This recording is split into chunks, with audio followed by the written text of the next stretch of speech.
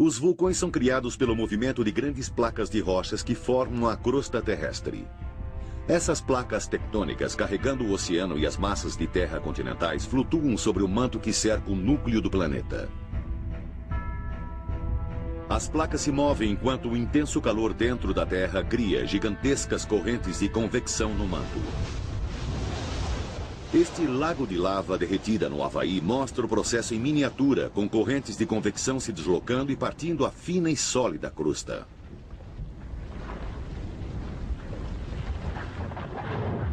Um tipo de vulcão ocorre onde essas correntes sobem para a superfície. A crosta é partida e novas rochas tomam seu lugar.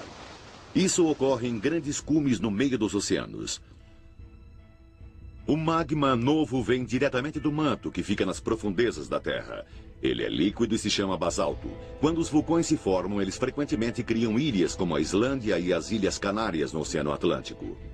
A rocha líquida sai para a superfície e flui para fora do vulcão na forma de lava.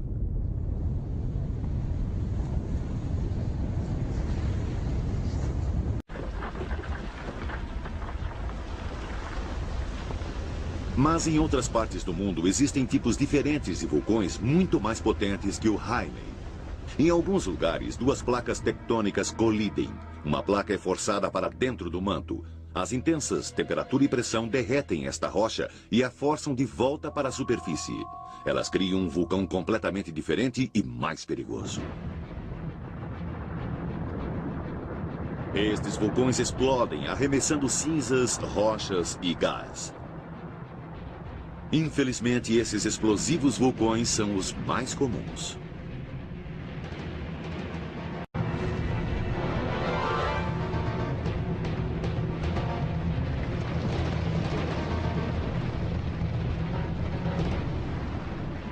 O Monte Sakurajima é apenas um vulcão de uma grande cadeia que se estende à volta da orla do Oceano Pacífico. A maioria dos vulcões ocorre em cadeias de ilhas ou ao longo das margens dos continentes. Suas posições marcam os limites entre as placas tectônicas. A maioria ocorre onde as pesadas placas oceânicas colidem e afundam sob as massas de terra continentais mais leves. Segundo a lenda, a deusa Pele descansa sob a grande ilha do Havaí. Em 1983, ela acordou, como faz periodicamente. Kilauea nasceu para a vida. Ele ainda hoje está ativo.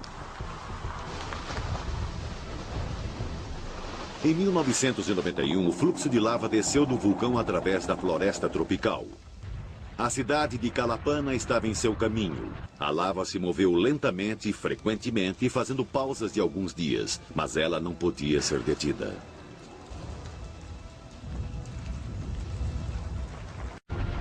Hoje, o Kilauea é o vulcão mais ativo do mundo. Ele também é singular. As ilhas do Havaí só existem devido à presença de um ponto de calor profundamente incrustado no manto da Terra sob o Oceano Pacífico.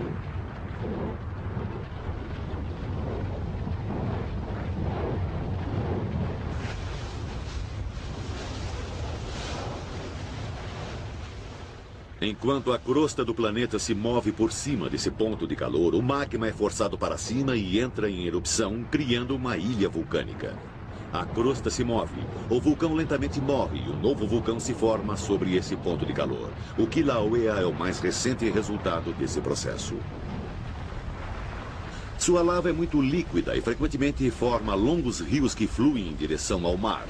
Gradativamente, a superfície do rio esfria, formando um teto, e a lava fica confinada dentro de túneis ou tubos. A lava pode fluir através dos tubos durante meses, até anos.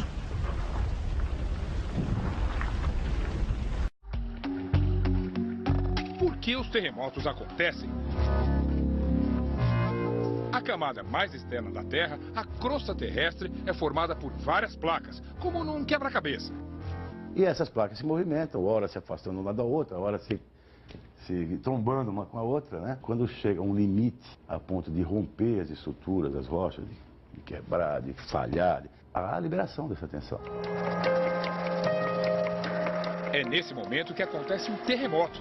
90% dos terremotos acontecem nas bordas dessas placas tectônicas. O Japão fica bem onde duas delas se encontram. E todo terremoto é seguido de um tsunami, como aconteceu sexta-feira? Quando a liberação das tensões de um terremoto que ocorra o epicentro no mar é suficiente para formar grandes ondas, pode ocorrer tsunami. Às vezes não é suficiente, na maioria das vezes não é. Mas quando é, formam-se ondas que se propagam em várias direções.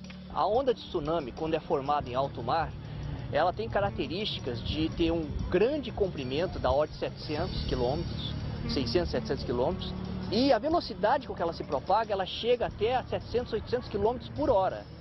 Em alto mar, a altura dessa onda é da ordem de 30 centímetros, mas à medida que ela avança para o litoral, a frente dessa onda, sentindo o fundo, o atrito faz com que ela perca a velocidade e ela começa a diminuir seu comprimento e ganhar altura.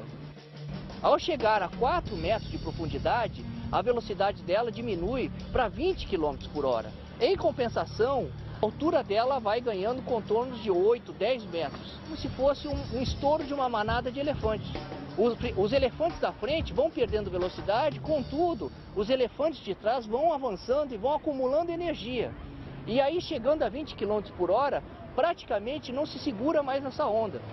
E daí é que ela tem energia suficiente de levar navios, levar carros, lixo, entulho. O terremoto no mar do Japão foi o mais forte daquele país. Atingiu magnitude 8,9 na escala Richter, o suficiente para, como se viu, provocar um tsunami. Mas, o que significa 8,9 pontos de magnitude? A medida dessa energia liberada. Quando a gente fala que teve 5 na escala Richter, significa que é 10 vezes mais daquele 4, que a escala é logaritmo, não é escala normal. Então esse terremoto que teve no Japão, 8,9, é 10 vezes mais do que o 7,9. E quase 100 vezes mais do que 7 pontos, a magnitude do que destruiu parte do Haiti no ano passado. O do Haiti teve o epicentro em terra, o desta semana foi no mar. Foi o mais forte do Japão e o 5º da história mundial. O do Chile, também no início do ano passado, atingiu 8,8 na escala. Dá a impressão de que os terremotos estão cada vez mais frequentes. Será verdade?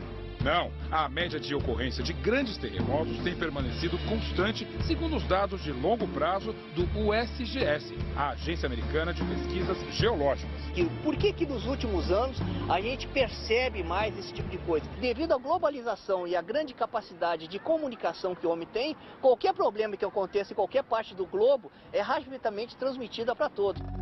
Muita gente ficou preocupada também com a notícia de que o terremoto teria deslocado o eixo da Terra, uma linha imaginária que cruza o centro da Terra e os dois polos em torno da qual o planeta gira. Depois do terremoto, o que aconteceu é que esse eixo deu um pequeno salto de 10 centímetros ou de 15 centímetros. Para nós, isso não tem absolutamente nenhum efeito. Tem problemas para os astrônomos, que tem que apontar para as estrelas numa posição certa, tem que fazer essa correção. O eixo da Terra já se move naturalmente, ele se move porque a Terra não é uma esfera perfeita, ela tem uma distribuição de massa irregular.